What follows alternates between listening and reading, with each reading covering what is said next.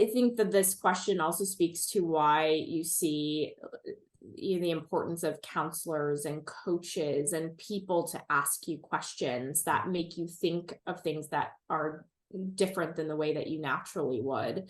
So I appreciate having friendships with people who think differently, particularly when I'm at a point of frustration. So for example, me and Gordon think very differently about certain things.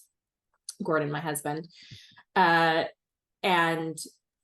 so if there's a point where I just don't understand a perspective at all, and I've been as reflective as I feel like I can be about myself, and I'm like, I don't know.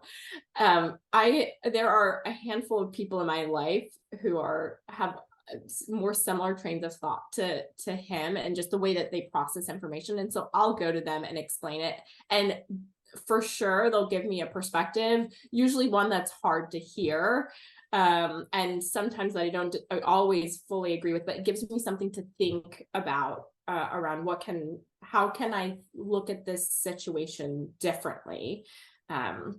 So do you, I say this as somebody who struggles with it so much, and I know your humility is going to make it tough for the answer this, but like, do you recognize how massive that is? Like how hard that is to disagree with somebody, to firstly do the work yourself and be like, let me check myself though, and actually reflect and see, still come to the conclusion of like, this person's crazy.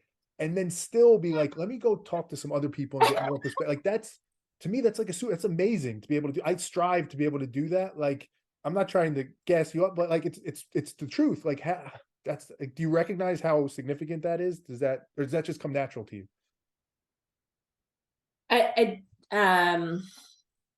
I think in some ways, some of it does come natural, in that I have always wanted help. So I think I always recognize that I have shortcomings, and that other people can add perspective that gives me a bigger picture of the whole. I think what's really hard for me is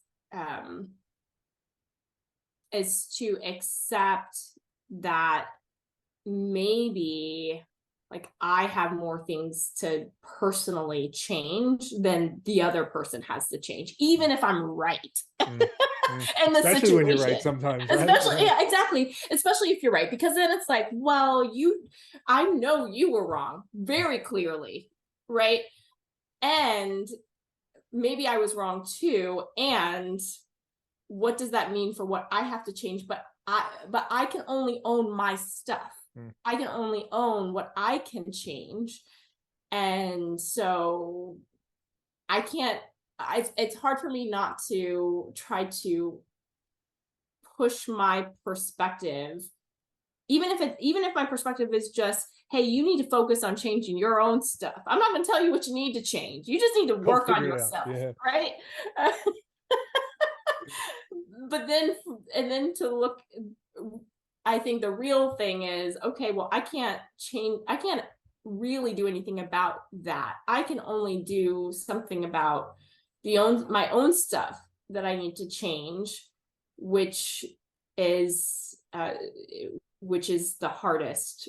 That's the hardest part. I agree completely.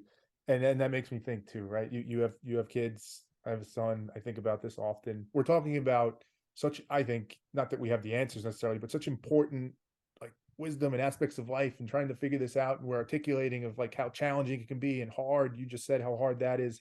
How do you think about it when you're teaching your kids that, when you have to teach kids? I know some are younger, but like, what's the message? Like, how do you put this to somebody you care so deeply about, to try and have them understand it, while at the same time understanding like, I don't even have it fully figured out?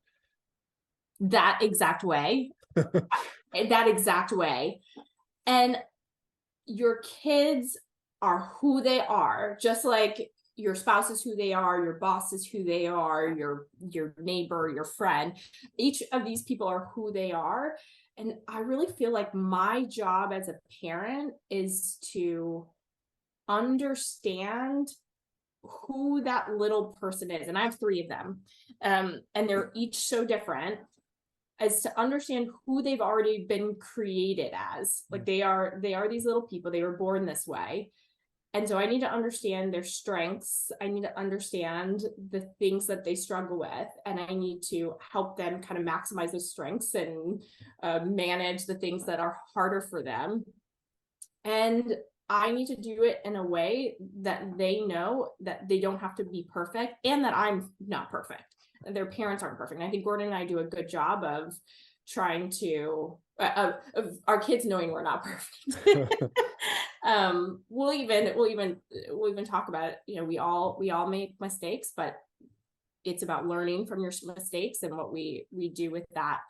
And then for me, because a relationship with God is so important, I want to instill in my children an introduction to who God is, not religion, not Rituals. a theology or this, not a doctrine.